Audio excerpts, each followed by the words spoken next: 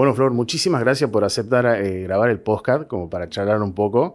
Y bueno, para mí es un placer tenerte, ya que ocupaste un cargo muy importante y venís luchando hace muchísimo tiempo con la temática del feminismo sobre todo. Así que bueno, quería agradecerte la oportunidad para poder charlar y entrevistarte. Bueno, muchas gracias por el espacio. La verdad que son espacios necesarios para poder conversar y entender y entendernos, ¿no? Sí, totalmente. Yo quería empezar abriendo el podcast preguntándote, viste que uno cuando llega a Santa Fe se encuentra con las tres opciones, que es peronismo, radicalismo, viste, y socialismo. Y yo me pregunto, en base a esas tres, ¿por qué elegiste el peronismo? Porque tengo entendido que militás ya hace un tiempo, ¿y qué cosas te enamoran del peronismo para seguir siendo peronista? Bueno, no sé si tengo un momento o determinado un momento puntual para decir, bueno, desde ahí soy peronista. Y para entenderlo mejor voy a ir más a lo cronológico. Yo vengo de una familia peronista, nací en una familia peronista y como se canta el feliz cumpleaños en una familia peronista, se canta la marcha. Forma parte de la mística y de la cultura de la familia peronista.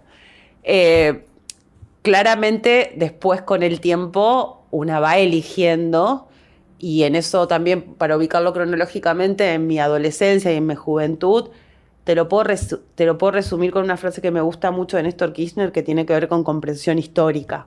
Eh, para mí, el peronismo, la figura de Juan Domingo Perón y la figura de Eva Perón significaban para mí la figura de un país o de un proyecto social y político y cultural en el que yo estaba de acuerdo, siendo un adolescente muy joven. Eh, y ya yendo un poquito más con el tiempo, avanzando en años, en la etapa universitaria todo esto que eran banderas, era una cuestión histórica, nostálgica, o hasta por no decirlo una utopía, ¿no? Para mí, en mi persona, en mi generación, llegó Néstor Carlos Kirchner a la presidencia y yo me sentí parte de ese proyecto de país que Néstor nos ofreció ese 25 de mayo de 2003. Y ahí claramente empecé a tener una participación más activa desde lo político partidario. El peronismo no soy yo quien la tiene que definir. Cada uno de nosotros, siendo militantes, simpatizantes, cercanos ideológicamente, antiperonistas, digo, cada uno puede entender y dar esa respuesta de acuerdo a su historia, a su trayectoria, a también a muchas cuestiones que tienen que ver con los sentimientos, a la ideología. Bueno, yo creo que el peronismo es lo digo yo, una forma de vivir, una forma de amar, de formar vínculos humanos, de ejercicio de la política. Por eso no se limita a ser solamente un partido, sino que es un movimiento, algo que está constantemente ampliándose, contrayéndose, todo el tiempo se está moviendo. Entonces, y que trasciende mucho más del PJ, Partido Justicialista, creo que lo trasciende. Y yo encontré no solamente las tres banderas del peronismo, que son justicia social, independencia económica y soberanía política, encuentro un gran valor que es un movimiento que piensa en la movilidad social ascendente y en la ampliación de derechos. Y para mí esas son dos principios claves, al menos en mi persona. Vos es que no te voy a pensar estas preguntas, pero digo, hablando un poco sobre todo del peronismo y cómo vos llegás a enamorarte del peronismo, vos me habías contado, bueno, hace rato, digamos, estuvimos charlando que a vos, por ejemplo, te movilizó mucho el tema de Néstor. Sí. Y diciéndome ahora, digamos, de que vos más o menos en la época de él es como que te empezás a sumar activamente. ¿Qué es lo que te despertó Néstor, por ejemplo, para decir, bueno, yo me tengo que comprometer? ¿Qué es lo que hizo el gobierno de Néstor o su gestión o su persona para que vos te involucres? No para hacer un relato sobre las políticas del gobierno de Néstor y de Cristina, digo, porque es un proyecto político peronista, más allá que algunos digan, no, es kirchnerista. Bueno, no, para mí es un proyecto político peronista con errores y con aciertos, claramente, porque uno tampoco lo piensa desde la irracionalidad, el fanatismo y la ceguera absoluta. Pero yo recuerdo que estaba un día en mi casa estudiando y escuché a Néstor en la ESMA hablar sobre la impunidad de los crímenes de la dictadura en los 70 en la ESMA y me atrapó escucharlo. Me senté a escuchar un discurso de un presidente con 18 años, 19 años. y cada una de sus palabras sentía que era reparación histórica para no solamente las familias, sino para la sociedad argentina. Y creo que ahí es como que él prendió prendí las lamparitas para escucharlo a él, y después le siguieron un montón de cuestiones. Por ejemplo, la democratización de la justicia con los miembros de la Corte, la incorporación de Carmen Argibay, por primera vez una mujer en la Corte en la Argentina, en democracia, digo, porque hubo otra mujer, pero en un periodo de dictadura. Y bueno, nada, me acuerdo de eso, me acuerdo también cuando bajó los cuadros de Videla, también en la Escuela de Mecánica de la Armada. Entonces creo que ahí empecé a prestarle atención y a como a medirlo, ¿no? No sé si desde el peronómetro, pero a medir qué tanto, pero a medir si él me iba a desilusionar, porque eran 2003, 2004, post 2001, que yo lo vivía el 2001, tengo memoria, recuerdo el 2001, tenía 16, 17 años. Entonces veníamos de, bueno, ¿qué va a hacer para desilusionarme? O sea, como midiéndolo ahí, bueno, me gusta. Por la negativa, ¿viste? Sí, claro, con cuidado. Lo escucho, soy cautelosa. Y era, bueno. Y después empecé a encontrar, porque, bueno, un montón de amigos y de amigas que también sentían como ese llamado. Y ahí ahí yo empecé a participar más activamente en una agrupación política. Por eso que a mí me llama mucho la atención, porque creo que de todos los partidos, que uno puede coincidir, ¿no? Pero de todos los partidos los que han logrado fortalecer las relaciones interpersonales ha sido siempre el peronismo. Y eso vos lo ves, por ejemplo, en familias amigas, ¿viste? Gente del barrio. Yo vengo de Tucumán, digamos, vengo de una provincia profundamente peronista. Vos lo ves, digamos, que se forman comunidades, y eso me llama muchísimo la atención. Y ahora puedo entender un poco más por qué vos sos peronista, digamos. Y esta era lo que yo te preguntaba, ¿qué es lo que te enamoraba más? Bueno, me lo has contestado de esta forma, así que entiendo un poquito más sobre eso. Y por otro lado, quería ir un poco más al tema del feminismo. Yo te quería preguntar que, bueno, frente a tu actividad, digamos, que la tenés como militante y como funcionaria en su momento, por estas causas del feminismo, ¿qué tanto tuvo que ver, digamos, la profesión en esto? Porque sos abogada, ¿y en qué momento te diste cuenta que era una bandera que vos tenías que intervenir ahí como para seguir luchando por estas cosas?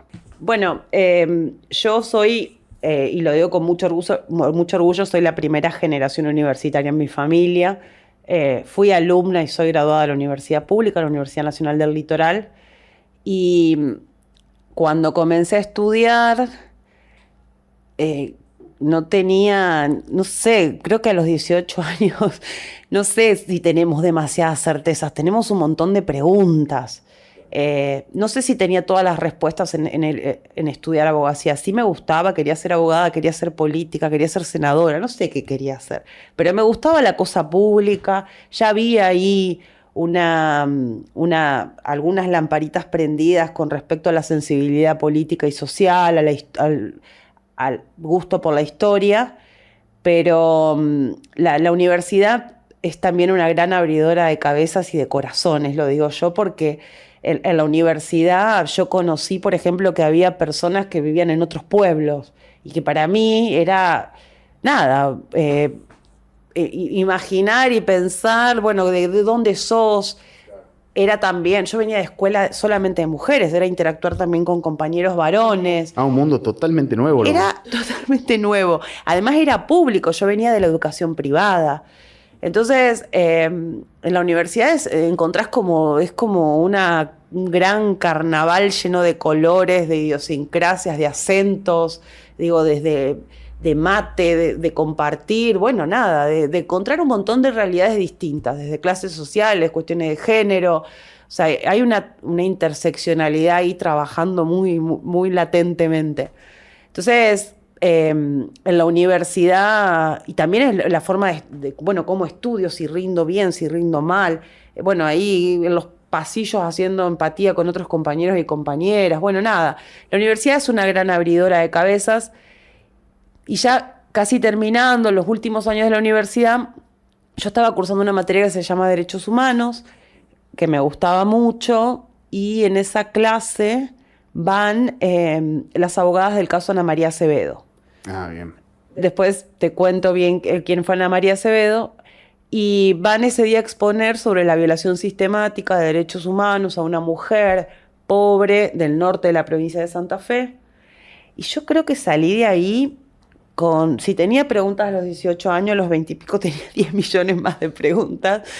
Y ahí creo que entendí que había lugar también en mi corazón y en mi cabeza para empezar a abrazar la causa de los derechos de las mujeres. O sea, había empezado un poco con la militancia en la Iglesia Católica, yo fui catequista, después con la política, y ahí había un poquito, todavía había un lugar para empezar a abrazar las causas de los derechos de las mujeres, y junto con quien era una compañera en ese momento, fuimos a la Multisectorial de Mujeres, que era una organización de mujeres, que la más joven tenía 40 años y nosotros teníamos 20. Y después de 40 para arriba. Te estoy hablando 2000. O sea, ustedes se plantearon como la renovación de eso. Claro, 2010, 2009 te estoy hablando, creo. La memoria no me falla. Y nos hicieron una entrevista para ver si podíamos empezar a participar en la Multisectorial de Mujeres. Y las abogadas del caso Ana María Acevedo eran de la Multisectorial de Mujeres. Después fueron grandes amigas, son grandes amigas. Una falleció, la Chola, pero... y ahí empezamos activamente a militar en el feminismo. Y empezamos a entender a todo un mundo que no era como el de ahora, o no era la gran o la verde. Era difícil. A mí también me costaba mucho autopercibirme o decir públicamente que era feminista, porque era una palabra mal vista. Aparte era totalmente nuevo.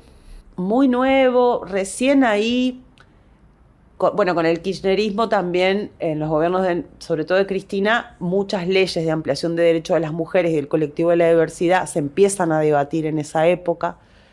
La ley de ESI, estaba la ley de ESI, el matrimonio igualitario, el femicidio como figura, la ley de salud sexual y reproductiva, un montón de leyes a nivel nacional, la incorporación de la CEDAW a la 26485, la ley de violencia contra las mujeres. O sea, empieza a haber una legislación enorme a nivel nacional sobre derechos que veníamos peleando mucho las mujeres.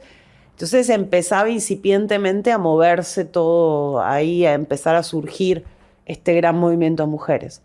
Y recuerdo que, como te digo, era difícil hablar, teníamos que ser muy cuidadosas, íbamos a la peatonal y hacíamos campañas los sábados, estábamos en la campaña nacional por el derecho al aborto legal, seguro y gratuito, portábamos nuestros pañuelos verdes, y bueno, era difícil en nuestros círculos sociales, en nuestras familias. Vos sabés que yo fui a la escuela de arte cuando fui a la secundaria, y yo venía también de colegio, viste, así como muy católicos y demás. Y bueno, yo cuando elegí, mi vieja me preguntó a dónde quería ir a la secundaria. Pues yo quería ir a la escuela de arte. Entonces tuve que repetir un año para entrar, porque si entraba en séptimo, yo había pasado octavo, tuve que repetir. Y vos sabés que me había pasado, yo desconocía totalmente ese mundo, donde era muy normal dentro del colegio, en séptimo grado, ¿me entendés? De ver, por ejemplo, compañeros míos que tengan novios, o compañeras que tengan novias, ¿me entendés? Claro. Y vos sabés que a mí me pasó algo muy raro, porque yo no comprendí muy bien ese mundo, pero me he adaptado al toque, porque no soy de prejuzgar esa cosa. Nunca, en mi casa nunca se prejuzgó ese tipo de cosas. Y vos sabés que lo que sí me pasaba era que vos salías del portón de la escuela afuera y era una discriminación tremenda. O sea, encima Tucumán, ¿viste? Sí. Y vos sabés que, por ejemplo, me acuerdo de una situación donde había un amigo mío con el novio y se tomaron de la mano, pero, viste, caminando a la calle y vino un tipo a increparlo, cosas así. O sea, también me imagino, porque es más o menos la misma época, me imagino un poco antes, pero... Digo, es muy difícil cuando vos planteas este tipo de cosas que son totalmente nuevas y, por ejemplo, la sociedad no las acepta rápidamente. De hecho, tiene que tardar un tiempo. Yendo en el tiempo, en el año 2010, cuando se aprueba la ley de matrimonio igualitario, eran las cruzadas de la Iglesia Católica. O sea, era una cruzada. Esos fueron los primeros como rivales que tuvieron. Sí, yo nunca los vi como rivales, ni me puse en las antípodas como el enemigo. Digo, tampoco en esto de decir los antiderechos. Me acuerdo que he recibido insultos, pero bueno, nunca respondimos, o nunca al menos yo respondí desde la violencia o desde la cancelación. Pero sí recuerdo que eran, hasta en modo de chiste, hay un video circulando en redes sociales, en Caiga Quien Caiga, CQC, un programa donde se hacían entrevistas a las personas, que hoy nos reímos, 15, 20 años después, no sé cuántos años pasaron ya, pero nos reímos porque parecen como prehistóricas, pero en ese momento eran complejas. Sí, totalmente. Y ahí empezaron las primeras discusiones en los domingos en la familia, en los ámbitos sociales, y era como se destruía la familia. Pero digo, desde una resistencia, desde el desconocimiento, desde prejuzgar, cosa que tiene que ver con conductas humanas que todos y todas tenemos. O sea, no. Sí, totalmente. Y lo importante no es que yo antes pensaba de una forma y ahora pienso de otra, sino que lo importante es, bueno, es bueno eso, ir cambiando y adaptando, también que, bueno, que el mundo va cambiando, la sociedad va cambiando, que antes lo que era un prejuicio, bueno, lo puedo transformar en una escucha y esa escucha transformarla en una práctica en la que la otra persona que comparte conmigo un espacio no se sienta, no se sienta discriminada, no se sienta mal o incómoda. Entonces, charlemos sobre esto, ¿no? Hablemos sobre la incomodidad o sobre el dolor que podemos generar en el otro o en la otra.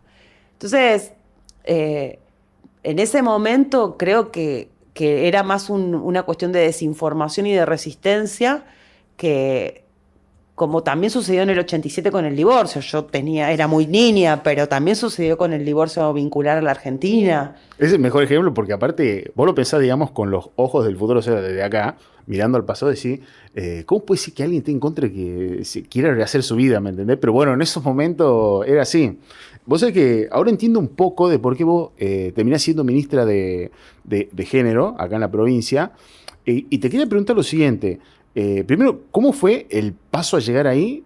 Porque imagino que debe haber sido una gran sorpresa, y entiendo también como que esto, digamos, esta idea de que haya un espacio dentro de un gobierno, digamos, para el Ministerio de Género, fue como antes a que lo planifiquen o lo anuncien a nivel nacional en el gobierno de Alberto. Entiendo eso por un lado. Yo, antes que en esto que vos lo ponés como, yo digo, fue una de las hechos más importantes en mi vida, con 36 años haber asumido como ministra, un gran desafío, pero yo me considero una militante política, social, feminista, y en eso la militancia tiene que ver con que nosotros y nosotras estamos desde lo colectivo y ocupamos distintos roles, y en eso cada uno tiene un rol en el partido, como un partido. No importa si es de funcionario o funcionaria de alto rango, si no lo sos, si estás en un comedor, en un merendero, o si estás en un sindicato o en una organización social. O sea, en eso son los roles quienes nos dedicamos y tenemos vocación por lo público. Hay momentos en que nos toca ocupar determinados espacios más de exposición y otros que estamos más en el anonimato. Bueno, tuve la suerte, el privilegio, o no, depende cómo lo veas, de poder acompañar al gobierno de Omar Perotti con el ministerio. Hice recorrido muy brevemente. En el 2019, el peronismo de la provincia de Santa Fe decide llevar como candidatos a gobernador a Omar Perotti, a María Eugenia Bielsa, en una interna. Y es una interna, viva la interna, ¿no? Viva la diferencia. Lamentablemente hoy no podemos decir eso porque las PASO fueron eliminadas a nivel nacional y hoy la superestructura política decide las listas de los partidos y no... Y en mayor caso con agenda porteña de por medio. Ni hablar cuando es nacionales.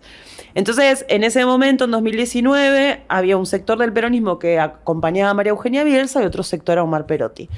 Yo decidí acompañar a Omar Perotti. En el 2019 él gana la interna y es, bueno, quien pierde acompaña. Entonces María Eugenia Bielsa y todo el peronismo se alineó porque era la oportunidad que el peronismo vuelva a la provincia a gobernar la provincia. Omar había 4 años antes, en 2015, había hecho una muy buena elección. Se había acercado mucho a quien era... Bueno, fue un escenario tercio, Miguel del Cel, Lifchi y Perotti, sí, pero diferencias muy de 1 o 2 puntos. Entonces decíamos, bueno, 2019 es el año, el peronismo entendió que teníamos que ir por ese lado.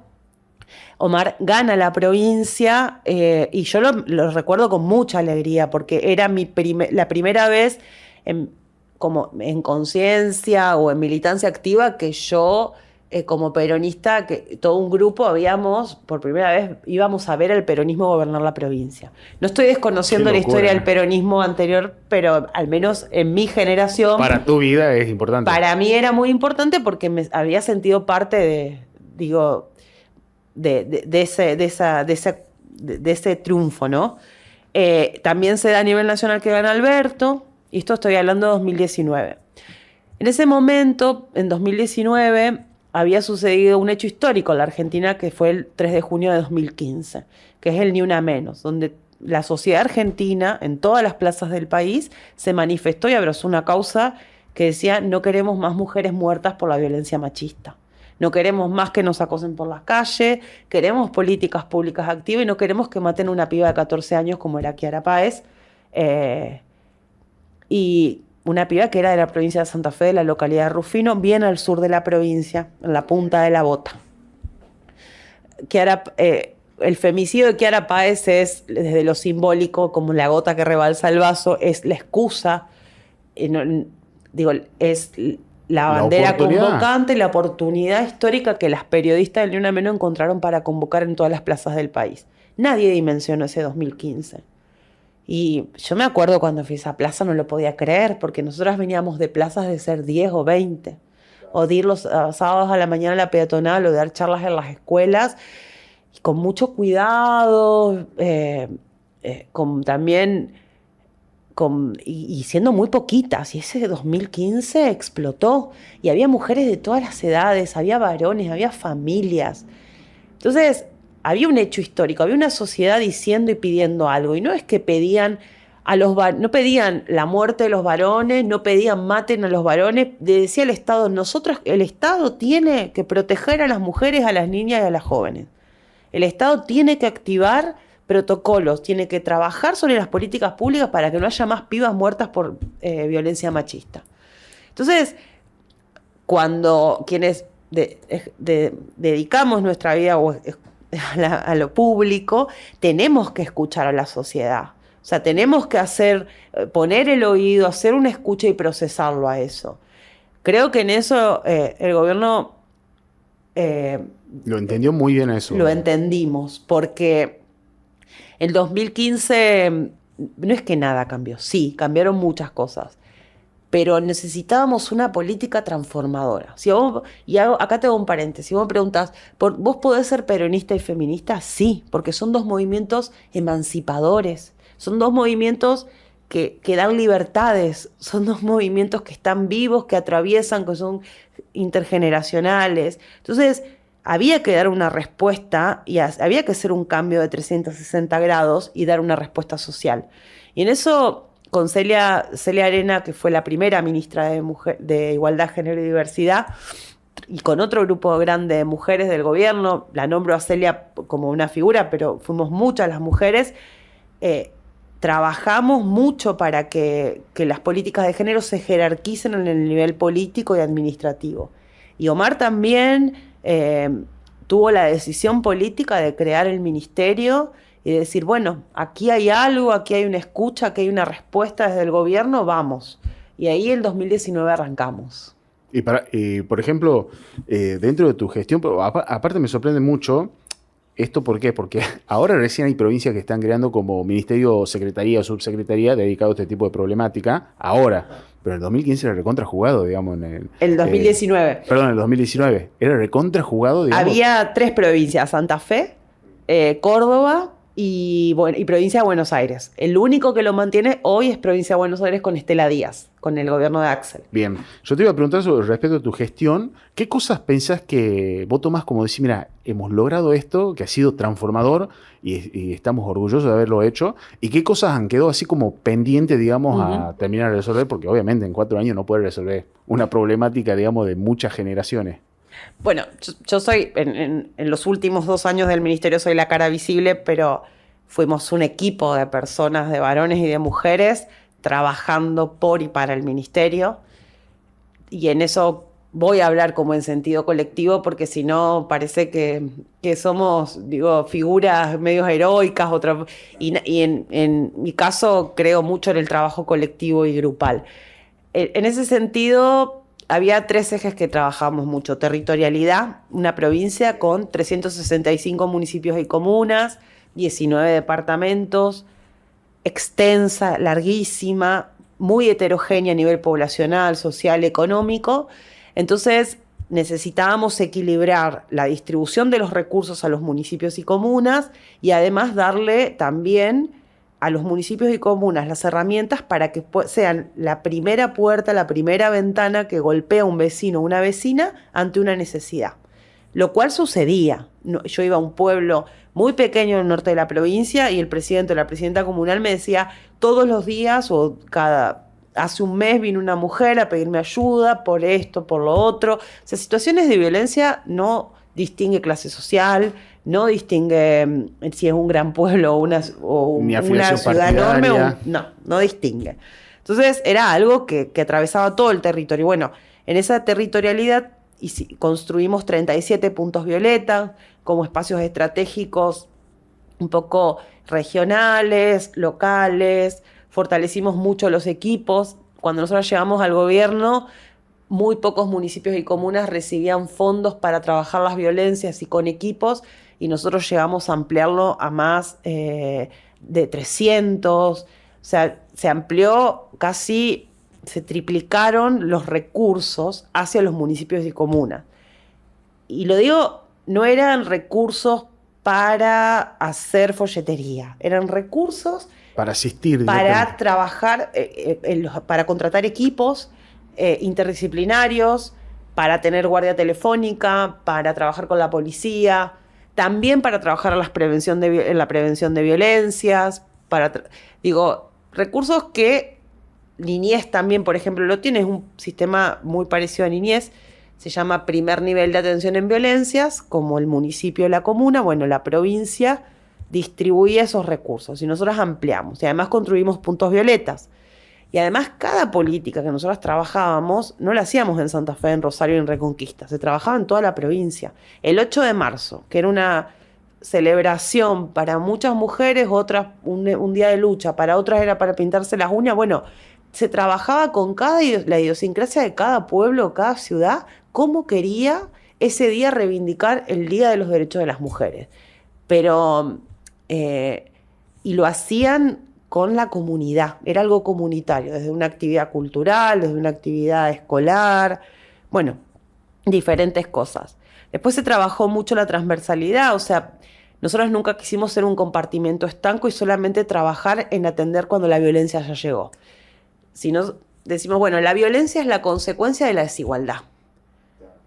Si partimos de esa base, que la violencia se da por una situación de desigualdad, bueno, trabajemos las desigualdades.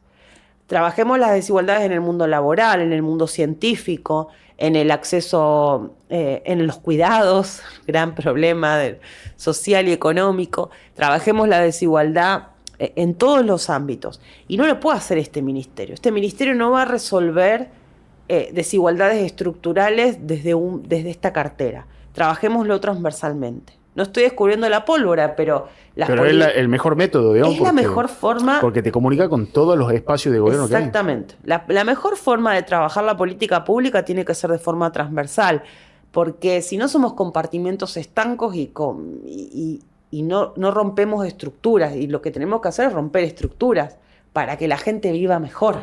Totalmente. Entonces ahí trabajábamos, hicimos el primer presupuesto con perspectiva de género, que eso tenía que ver con identificar programas de todos los ministerios que tengan un impacto en cerrar alguna brecha. Por ejemplo, yo tenía un presupuesto específico en el Ministerio de Producción y Ciencia, y ahí se trabajó becas de movilidad para mujeres científicas nacional y extranjera, para que las mujeres científicas puedan doctorarse, investigar, y además el Estado también tenga una perspectiva de cuidados. O sea, que si tienen niños o niñas a cargo, también pueda esa científica cubrir eso. Claro, o sea que como que la cuestión familiar ni la cuestión económica sea o una especie de barrera para poder... Exacto, porque base a los números que teníamos, las mujeres científicas, o sea, no hacían movilidad nacional e internacional, que forma parte del mundo científico y tecnológico, por un montón de lo que se llama piso pegajoso. Había un piso pegajoso ahí que no permitía desprender. Entonces se trabajó con las mujeres en la ciencia. El programa de Me Voy a Desarrollo Social, había un programa socioproductivo que se llamaba Santa Fe Más, que trabajaba con jóvenes en situación de vulnerabilidad. Bueno, nosotras queríamos que en ese programa se identificara a mujeres jóvenes en situación de vulnerabilidad y qué impacto tenía ese programa en las mujeres jóvenes, que son quienes más deserción escolar tienen, que son las más empobrecidas. Entonces, Claro. bueno, de esa política social, ¿cuál es el impacto en estas mujeres? En salud, con salud sexual, ¿cuántos, no solamente con métodos anticonceptivos, sino que se trabajaba en un montón de líneas con salud, el tema de las cuestiones de género, en educación. ¿Sabes lo que sí puedo decir de acá? Que, por ejemplo, durante esa gestión se elaboró muy bien la ESI acá en la provincia. La historia de la ESI en la provincia es muy rica porque en esto va más allá de los gobiernos. Cuando comenzó, Santa Fe fue una de las primeras provincias en la Argentina a implementar la ESI, lo hizo con un equipo muy formado y con mucho compromiso. Porque hay una cosa que hay que tener siempre en lo público, compromiso. Sí, totalmente. Y los equipos de ESI, los primeros equipos de ESI en la provincia de Santa Fe fueron equipos muy comprometidos. También nosotros la trabajamos mucho y después tuvimos la maravillosa herramienta que fue la Ley Micaela. La ley Micaela era para poder capacitar a los funcionarios públicos sobre este tipo de cosas. Claro. Así funcionaba, ¿verdad? La Ley Micaela, exacto, es una ley nacional que obliga a los funcionarios y funcionarias de los 3 poderes del Estado a capacitarse en violencia de género y en derechos humanos de las mujeres. Eso, por ejemplo, eso vos sabés que yo tengo una duda con eso. A nivel, digamos, funcionarios y demás, ¿qué impacto tiene la ley Micaela, por ejemplo?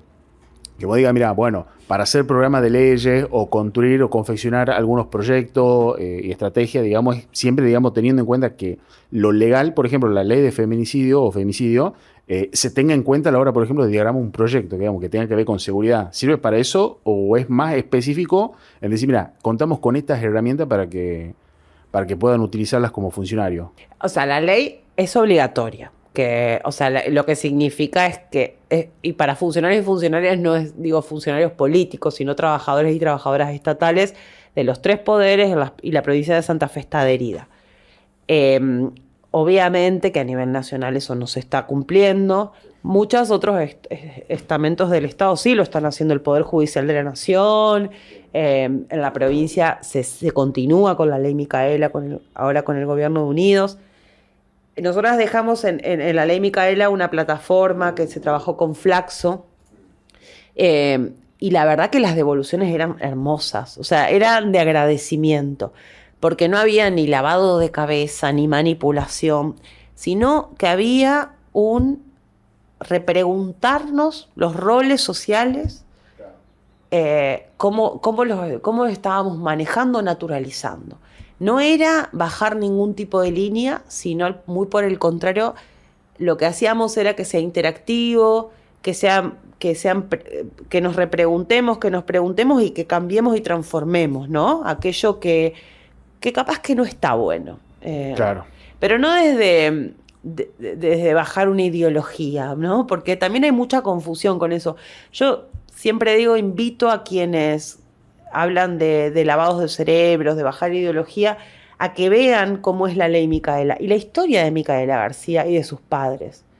Es importante, vos sabés que a mí me ha pasado el primer encuentro que he tenido con de decirse, para adoctrinamiento con algo, digamos, que es un concepto, un proyecto, lo que sea, que es meramente jurídico y legal. Me pasó con el tema de la ESI, porque todos decían, no, es para fomentar, viste que hay algunos imbéciles que dicen para fomentar el abuso, no sé qué. Y la verdad es que vos vas a ver, digamos, y es como yo te decía en un ejemplo, que es que el padre abusador jamás le va a decir al chico que está siendo abusado por él mismo, digamos, o sea, tiene que intervenir un tercero. Y también me pasó con otra ley. Hay una ley de acoso callejero que se hizo en Tucumán, durante 2017 más o menos, que está tremenda. violenta. Todo el mundo decía, van a denunciar a todo aquel que diga un piropo a una mujer. No, y no era eso. Ha ocurrido un caso de una mujer que denunció 15 veces en la justicia un tipo que estaba obsesionado con ella y la seguía, violaba su propiedad privada y demás. Y los fiscales no hicieron caso al llamado de atención. Entonces, ¿qué pasó? La chica, después de 15 denuncias, terminó muerta. O sea, Paola Takacs, creo que se llama la mujer. Sí, sí, el caso de un montón de mujeres. Hicieron una ley para prevenir esas cosas donde la justicia, por ejemplo, te daba una instancia y te decía, si el tipo viola la propiedad privada, ya hay un llamado de atención, ¿me entendés? Ya se ocupa la policía, le da como una perimetral y demás. O sea, es una cuestión más preventiva, ¿me entendés? Porque era como vos decías hace rato, es muy fácil trabajar cuando ya tenés el muerto en la vereda, ¿me entendés? Claro, pero la prevención es más lo difícil. más importante, porque nosotros, o sea, si nosotros decimos, cuando el Estado llega, el femicidio ya sucedió. Entonces nosotros lo que planteábamos era, no, nosotros no queremos llegar cuando sucedió el femicidio, queremos prevenirlo. Hay un montón de herramientas que tenés desde el Estado, por decir ejecutivo, claro, otras que no, pero y nosotros siempre creímos que el principal era la prevención.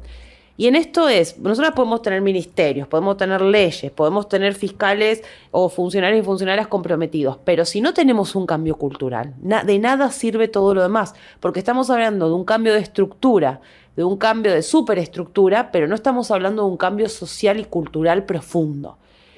Entonces, la ley Micaela nos invitaba como sociedad a poder hacerlo.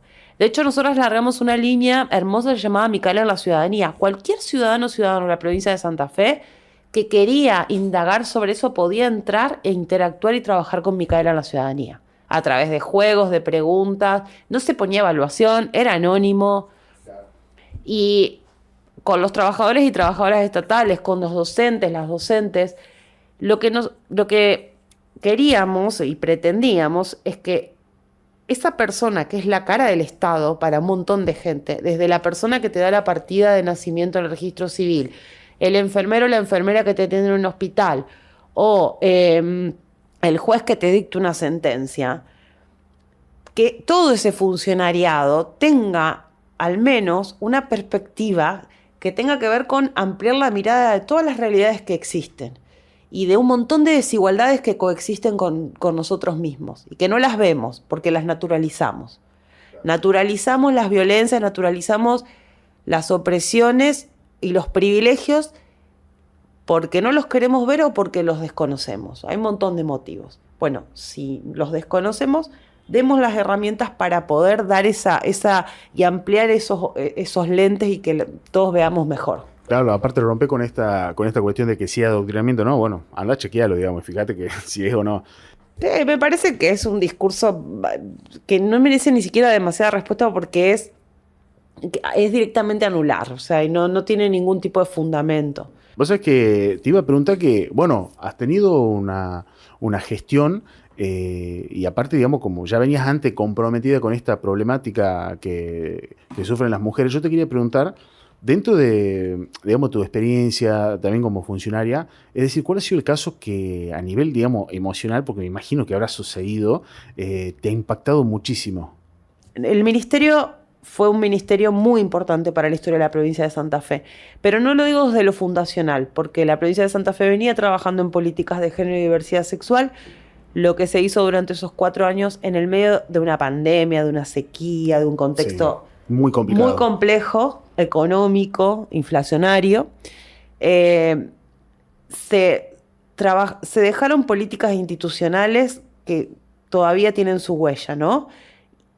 Y nuestro principal objetivo ahí tenía que ver con que esa memoria institucional sea aprendida, pero aprendida con H, por los ciudadanos y ciudadanas de la provincia de Santa Fe. Que sean ellos y ellas quienes defiendan esas políticas públicas a mediano y largo plazo.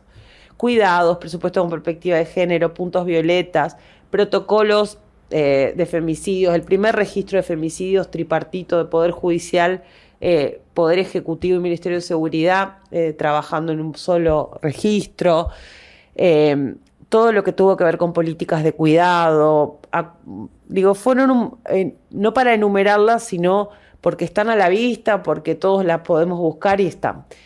Y en ese transcurso, claramente hay también hay un compromiso individual o personal de cada uno y cada una de nosotras.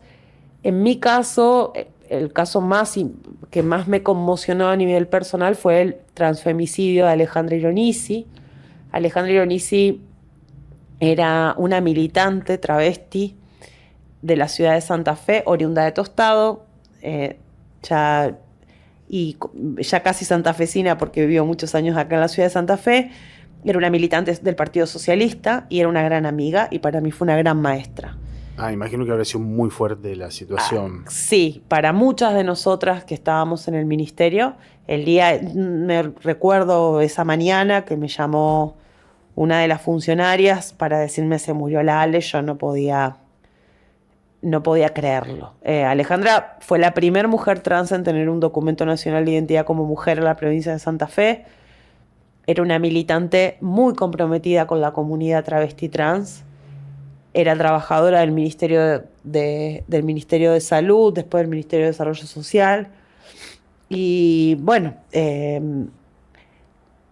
la mataron, como a muchas personas del colectivo de la diversidad, con odio y con crueldad. Lo de Alejandra fue un crimen de odio. Es increíble eso. Y esto también... Esto fue más a nivel personal, a nivel político también. Muchos sectores aprovecharon, pero desde lo partidario político para desmerecer las políticas del ministerio. Y yo creo que eso es más oportunismo que oportunidad. Sí, totalmente. Y en el caso, y hay muchas reflexiones, ¿no? Porque, bueno, ¿cómo le pudo pasar a una mujer que tenía todas las herramientas? Ella es asesinada por su pareja en su casa. Y bueno, decimos una mujer que luchó por sus derechos, luchó por su identidad, luchó por su colectivo, que tenía un montón de herramientas, que era una jetona hermosa, y lo digo una jetona porque a veces hay que levantar un poco el tono de voz para que te escuchen. Si no, y Alejandra lo levantaba y se hacía notar. Entonces, bueno, ¿cómo puede ser que le haya pasado a ella, no? Y bueno, sí, a todas nos puede haber pasado. A mí me ha pasado una vez, refiriendo a esto, en Tucumán. Yo cuando empecé a hacer redes sociales, yo recibí muchísimos mensajes de gente que tenía o parejas trans o eran trans, ¿viste? Uh-huh. Y me decía, che, por favor, viraliza tal noticia. Y viste que hubo como una ola de decir, bueno, hay denuncia falsa, ¿viste? Contra los hombres porque son hombres. Yo creo que no le prestaba mucha atención a los mensajes. Uh-huh. Y me pasó una vez de que salió una noticia en Tucumán que hubo una trans que ella ejercía la prostitución, donde una persona en una plaza pública que de noche, digamos, laburaban ahí, bueno, la golpeó todo a la tipa, le deformó la cara de golpe. Sí. Fue a la comisaría y fue abusada por uno de los policías que le tomó la denuncia, ¿me entendés? Entonces, ¿qué es lo que pasa en ese sentido? Vos cuando empezás a ver que como se dice, ¿no? La bala pica cerca, porque era una persona que, por ejemplo, estaba bien económicamente, o sea, estaba bien, vivía en una zona medianamente segura, un lugar donde hay cámaras y todo lo demás. Y vos decís, mira, con todo eso, a la tipa la han molido a golpe. Y encima va a hacer una denuncia, la policía abusa de ella. Sí, pero la violencia institucional que atravesó el colectivo de la diversidad durante años es enorme. Por eso te digo, o sea, si a ella le pasó eso, o sea, es como que vos no estás exento de que te pase. No, puede pasar a cualquiera. Por eso digo que necesitamos un cambio profundamente cultural. Y también necesitamos un cambio que también los cuestionamos bueno, ¿cuáles son las formas que tenemos de amar, de relacionarnos? ¿Qué es el amor? ¿Por qué elegimos o no elegimos relaciones violentas? Entonces, bueno, son un montón de preguntas en las cuales yo no tengo las respuestas, sino que es importante que los trabajemos como sociedad, porque nos hace una sociedad mucho más libre. Totalmente. O sea, si hoy que está tan de moda hablar de la libertad, la ESI, ¿qué le da? Le da herramientas a los niños, niñas y adolescentes para que sean libres de poder identificar o diferenciar qué es un abuso o qué es una caricia, para poder identificar su cuerpo, su genitalidad, su deseo, su identidad de género, su forma de manifestarse, para entender que si es un niño y tiene un genital de un niño, le puede gustar Frozen. No pasa nada. Y digo, pero esa libertad se la tenemos que dar a nuestros niños y niñas y a nuestros adolescentes, porque esos son los futuros adultos del futuro, de los adultos del futuro. Si trabajamos en políticas de prevención de las violencias, hacemos que las mujeres también sean más libres de poder elegir, de poder tener herramientas, de poder criar a sus hijos e hijas en libertad, de poder defender las familias. Hoy estamos hablando de un gobierno que habla de defender las familias, y el feminismo y las políticas de género hace más de 40 años que están defendiendo a las familias. Y estamos defendiendo que las mujeres puedan elegir si quieren o no quieren tener hijos, que las familias puedan decidir tener o no tener hijos, y si deciden tener hijos, que el Estado te acompañe a cuidarlo, porque un montón de familias deciden no tener hijos porque no hay infraestructura de cuidados. Bueno, acá yo no te puedo cruzar porque hay un gobierno que ha militado, sabemos que es una de las cosas que yo le digo, que hermano, militó salvemos las dos vidas para que después las abandonen, porque es una realidad. Y en base a esto, también hablando un poquito del gobierno nacional y provincial, yo te voy a preguntar, ¿qué valoración tenés sobre el gobierno nacional y provincial, digamos ambos? ¿Qué cosas crees vos, por ejemplo, que se están haciendo bien a nivel nacional, mal, y a nivel provincial, qué cosas se están haciendo bien y mal, por ejemplo, desde tu perspectiva? Bueno, con respecto a nivel nacional, yo entiendo que la motosierra no es un proyecto de país, que ellos vinieron, me refiero al gobierno de Milei, a auditar los privilegios de la casta y terminaron auditando los derechos, auditando merenderos y recortando derechos a las personas más vulnerables de la sociedad, a las personas con discapacidad, a los jubilados y jubiladas, a las mujeres y a los sectores más empobrecidos de la Argentina. Y la verdad que es como no creo que sea un proyecto de país, no comparto el proyecto de país que nos propone. No lo compartí en el 2023, sigo pensando lo mismo. Creo que también hay un nivel de deshumanización en la política, en los políticos o en la dirigencia nacional o quienes conducen los destinos del país, que me preocupa, porque quienes abrazamos la política con diferencias desde cualquier partido, hay una vocación por la ética pública, por transformar, por humanizar. Y en la humanización no me refiero a un sujeto colectivo, me lo refiero como un valor. Totalmente. Y en ese sentido, yo estoy en las antípodas de un proyecto de crueldad y deshumanización. Acá es donde nos unimos los dos. ¿Sabes por qué? Vos dijiste algo clave, y yo esto lo entiendo desde muchísimos años. El humanismo tiene que ir de la mano de la política. Si no hay humanismo o no hay cuestiones humanas, digamos, de tener esa sensibilidad política frente a algo, no podés ser político en un país, y mucho menos en un país como Argentina. Sí, y también humilde. Creo que la humildad forma parte, algo que como hemos perdido y que todo el tiempo tenemos, al menos intento revisarlo, pero la humildad también es un gran valor para trabajarlo desde la política.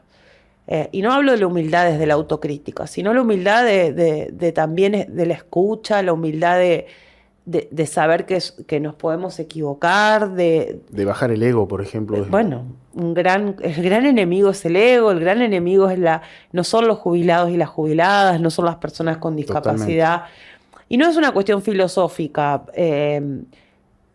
Sí, lo que veo, y esto ya en términos más prácticos, más pragmáticos políticos, yo veo, y en esto también lo relaciono con la pregunta que me haces respecto a nivel provincial, yo creo que las políticas del gobierno nacional están destruyendo a los santafesinos y santafesinas, porque lo veo cotidianamente, porque el desempleo tanto en Santa Fe como en Rosario, que son los grandes centros urbanos, por Gran Santa Fe y Gran Rosario, son muy altos, crecieron en los últimos años, en este último periodo, porque la industria está ahogada.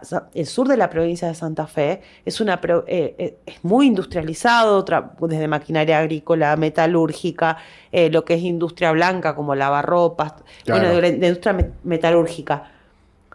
Todos los días leemos noticias de suspensiones, de cierre de fábricas y de despidos de personas en el sur de la provincia. Y ni siquiera te diría que hay que leer unas noticias. Yo Viste que estamos viviendo una época muy difícil y te cuesta mucho ayudar a todo el mundo. A los familiares, amigos, te estoy hablando. Sí, Y cada claro. vez pica más cerca esto de que el desempleo, todas estas cosas que vos decís, están llegando ya a cuestiones ya, incluso te diría, intrafamiliares, ¿me entendés? Sí, sí, porque hoy la clase trabajadora estamos pagando el ajuste, o sea, y no, estamos hablando de la cotidianidad, desde el pago de los alquileres, los servicios públicos, el transporte, lo que te decía, el trabajo industrial, el campo. Ahora, yo me pregunto, ¿quiénes son los grandes beneficiados? ¿Cuál es el pueblo en este país que está siendo beneficiado con este ajuste a la casta? Ninguno. No lo veo. Ninguno, no existe. Sí, yo creo que sí, y es un sector concentrado, es un sector que ni siquiera produce, o el sector financiero. No es ¿qué producen?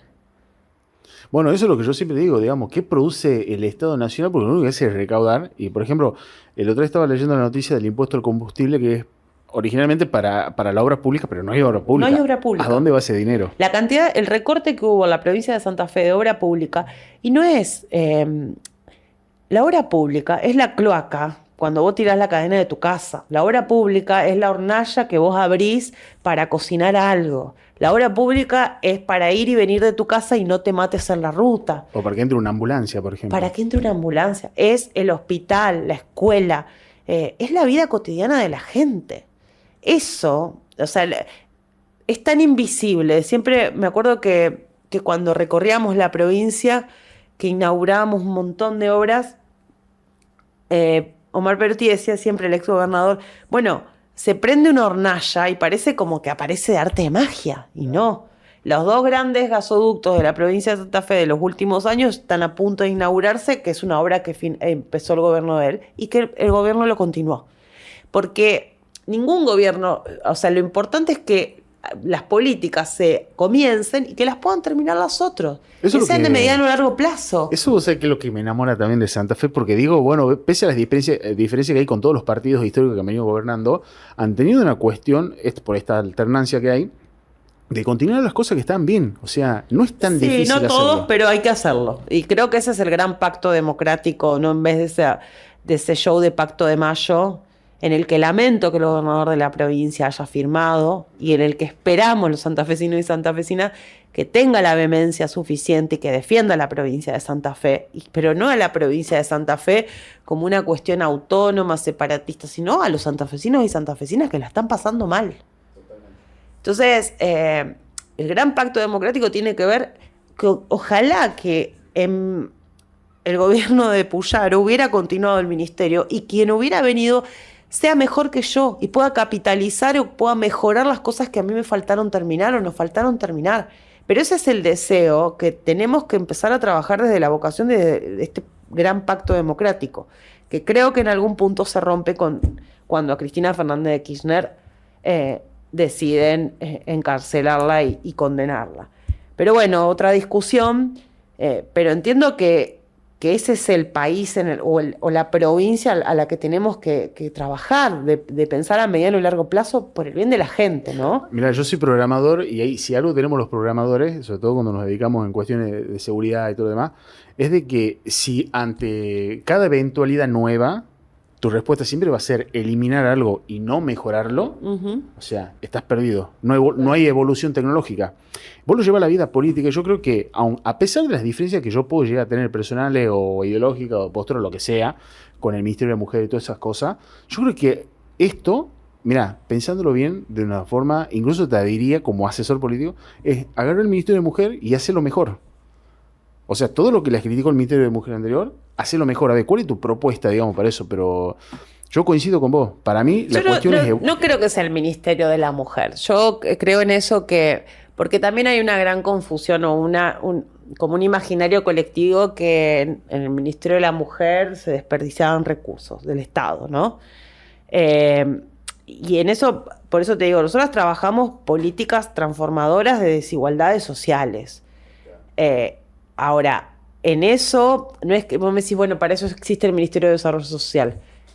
Pero bueno, nos respaldaban los indicadores, porque si algo hemos trabajado son los indicadores. Porque si nosotros decíamos, bueno, las mujeres son las más golpeadas por la pobreza, ajá, ¿y eso en qué te basás? Bueno, que el 33, que la brecha, claro. Entonces, si algo se trabajó mucho, fueron los datos.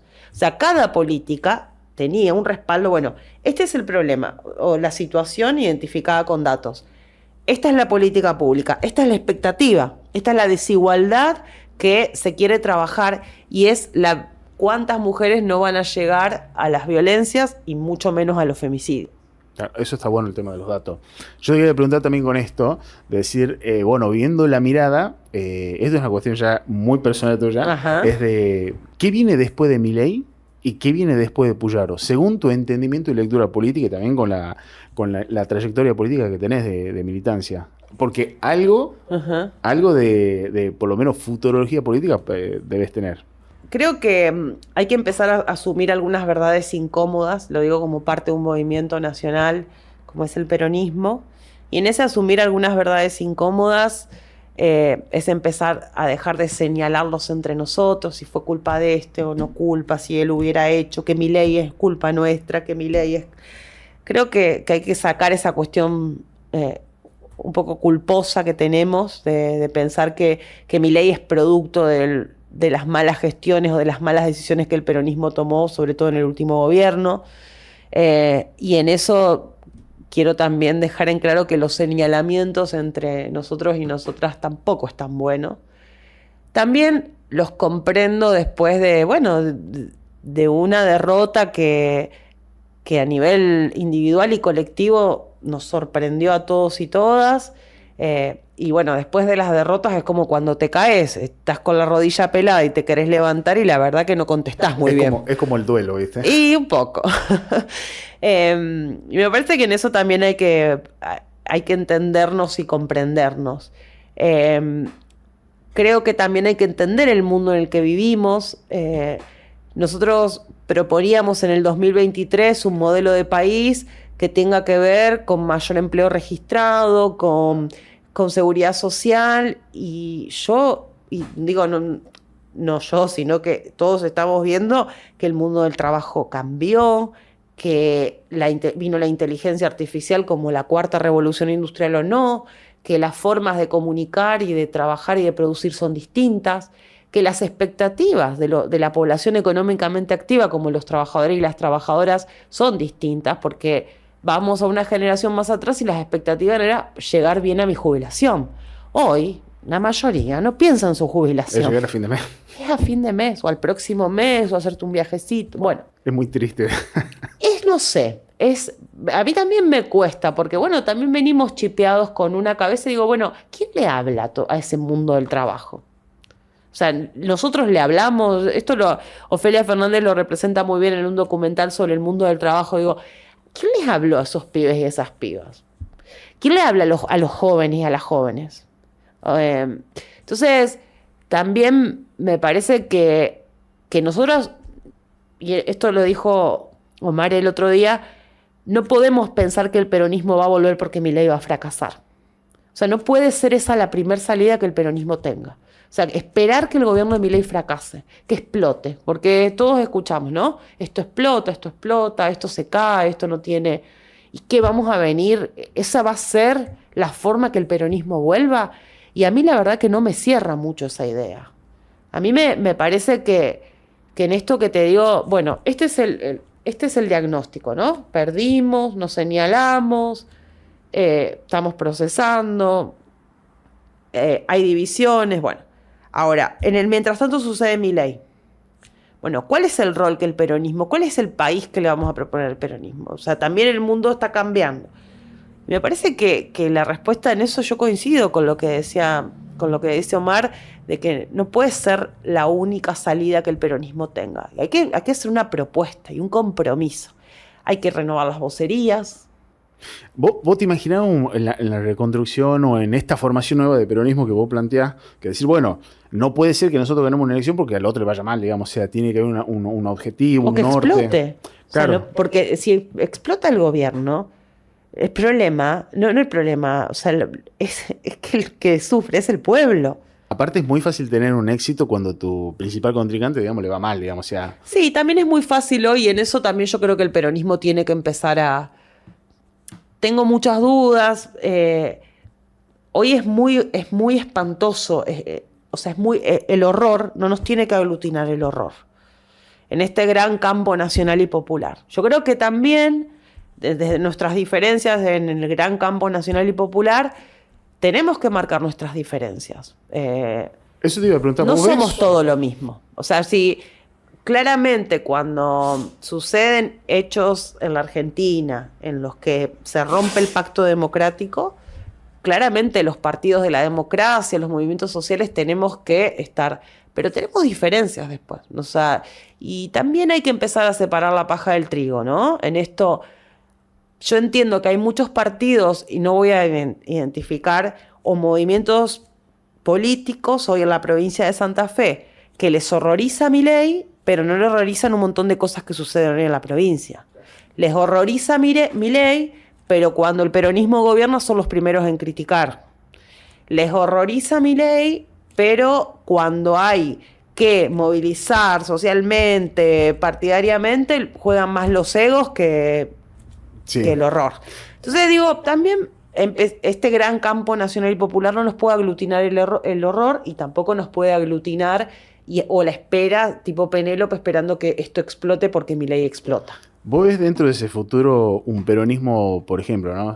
Te lo pongo como una pregunta porque me interesa saber, también un peronismo acompañado con parte del radicalismo, socialismo, otros partidos, o vos crees que esa construcción se tiene que dar, primero puerta en mesa chica, mesa adentro, con la militancia y todo lo demás, y después ver cómo se expande, o lo ves en términos de decir, bueno, es necesario charlar con todo el mundo y... Yo no excluyo a nadie, eso en principio. Lo que puedo decirte es que hoy en la provincia de Santa Fe gobierna un frente político electoral que está todo el mundo menos el peronismo. Eso es verdad. No entiendo cómo algunos de esos sectores quieren ir al peronismo. Bueno, es está buena desde las iglesias evangélicas, el socialismo, el PRO, la UCR y así un montón de frentes. O sea, no lo sé. No, yo no le cierro la puerta a nadie, ni tampoco digo socialismo, sí, radicalismo, no lo sé.